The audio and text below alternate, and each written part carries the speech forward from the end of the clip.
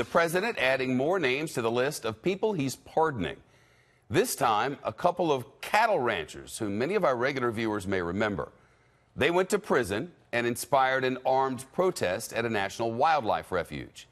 It was a case that brought new attention to the debate over how much land the federal government should be allowed to control.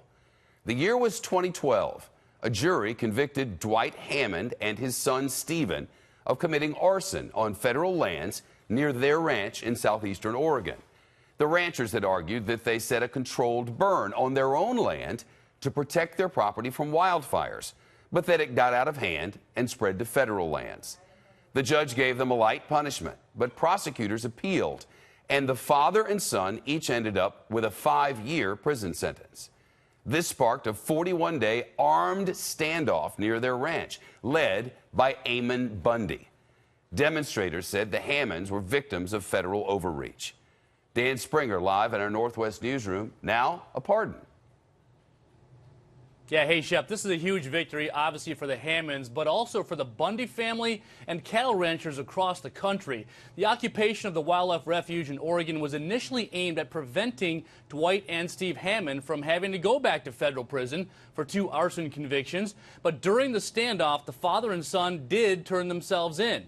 A statement from the White House today reads, quote, "The Hammonds are devoted family men, respected contributors to their community, and have widespread support from their neighbors, local law enforcement, and farmers and ranchers across the West. Justice is overdue."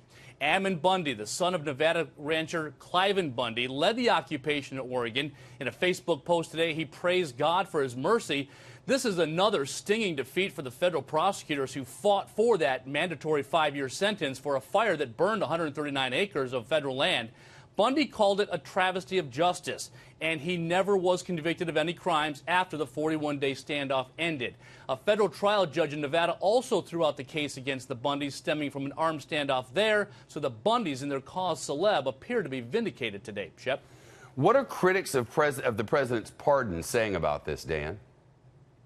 Well, the U.S. Attorney's Office in Portland and the Bureau of Land Management had no comment today, but the environmental groups are furious. The Center for Biological Diversity issued a statement that said Trump's pardon abandons human decency to signal encouragement for violence and extremism among his base.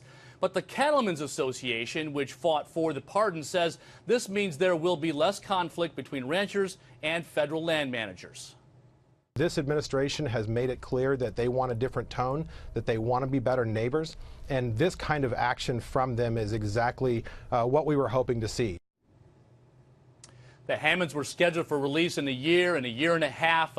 President Trump has now issued 7 pardons and commuted 2 sentences. Jeff? Dan Springer live in the Pacific Northwest. Thank you.